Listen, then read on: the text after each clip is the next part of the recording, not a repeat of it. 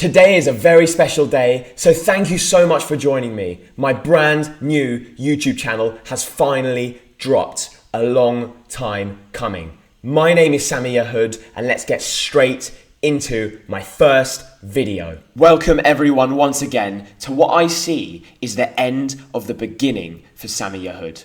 There is so much more to come. For the past couple of years, it's been a bit of a one-man, uncoordinated and unplanned fight, and my vision is so much greater than that. I'm headed to the US on tour this year, and I plan on taking this fight into a global movement of empowerment, motivation and inspiration. And with your help, we can grow this on a scale that is unimaginable. So please subscribe, please share this video, and do whatever it takes to help me on this mission. I see this opening video as the perfect opportunity to tell you all about myself, my motivations, and where this fight comes from in the first place. So yalla, let's jump straight into it. My name is Samuel, born and raised in northwest London, also known as Sammy Yahood. I am 25 years old, and last year I moved to the land of the Jewish people, Eretz-Israel, and I couldn't be happier.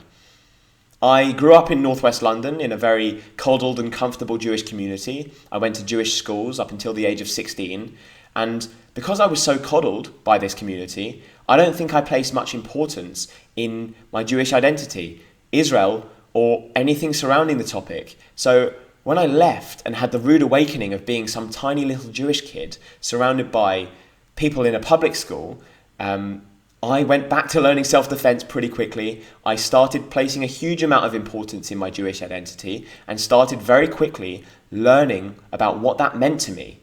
Fast forward a few years, I went traveling around the world and I witnessed stark reality differences between Egypt and Mexico and camping in northern Scotland with nobody in sight for miles.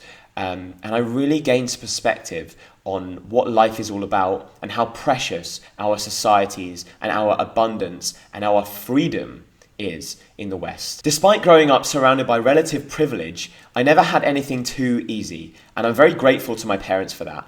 I really understood the value of time and money, and I think that's something that's missing in Western society today. Not just the gratitude, but the perspective of how much we have. And it's rather bizarre to see the Western societies are the least happy societies in the world, and societies with the least materially are often much, much happier. And this is going to be just a small part of the content and the message that I will be spreading with this platform. Anyway, so back to my childhood. When I was even before the age of 10, I was training kickboxing thanks to my dad knowing that I needed discipline from a very, very young age. And I didn't really place much importance in it. I think the discipline may have worked, but I was flinching every time anything would get near my face, and subsequently dropped it at about the age of 14. Very quickly returned after being the only Jew in any single room at public school. So yeah, as soon as I found the need for it and found the importance of it, much like my Jewish identity, I went back and I found the understanding and I paid attention.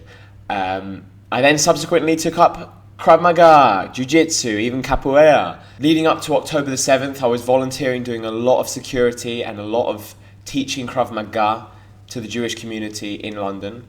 And I saw the steady increase, mostly motivated by the likes of the BBC and government inaction and the massive importation of Islam to the UK. And it was very alarming. And I was only 21, 22 at the time. And when October the 7th had happened, I had just finished my traveling around the world. I was in Egypt 2 weeks before.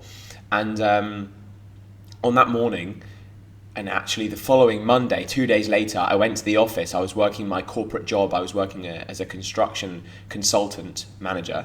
And I never saw the world the same again. I knew the world would change forever.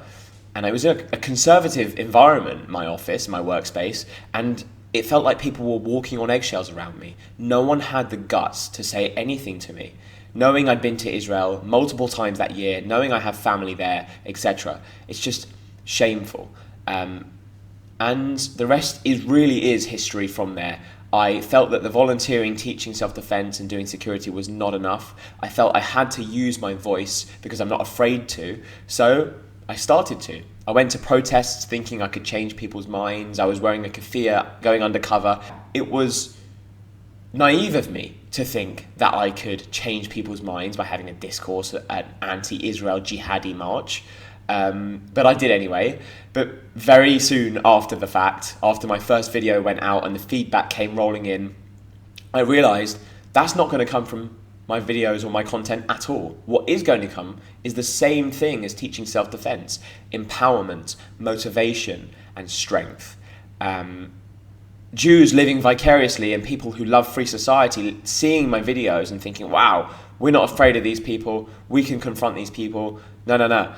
So I leaned into that and I went to these horrible jihadi encampments at universities, and I'd wake them up at 4 a.m. screaming in their faces because they're little terrorists. So I made sure that that was known. And I'm going to end this video on this one note, and we'll get into this at a different time. The most dangerous people in society, aside from psychopaths, my belief is the most dangerous people are the weak people left unchecked. From Adolf Hitler to your high school bully. They are the weakest people. They're the most resentful, the most jealous and hateful. They are weak. They are that way because they are weak, more often than not. And that's what I wanted to show the world by doing these crazy things, by doing that solo demonstration across Camden in the centre of London with my big afro hair and my two flags, because we shouldn't be afraid of them. And if we show that we're afraid of them, then we are weaker than the weakest people. When I went and woke these people up at these encampments, they are like these blue-haired no-lifes. And then you've got the jihadis in with them as well, who are also resentful no-lifes. The word Islam literally means submission. They are submissive. They don't have individual thoughts. And they are just bullies. They're bullies because they're weak. And Western society has given them too much acceptance, too much tolerance to people who are intolerant. And this is where we're at now. We're 2 years past the start of this war. The world, as predicted by many Jewish people, changed for good. And, well, not for good. It changed forever, for bad, for worse. And we need to do something about it. And I'm hoping that you guys will join me for this journey, will support my work, and stand with me in this fight, and I will see you at the next one. Peace through strength.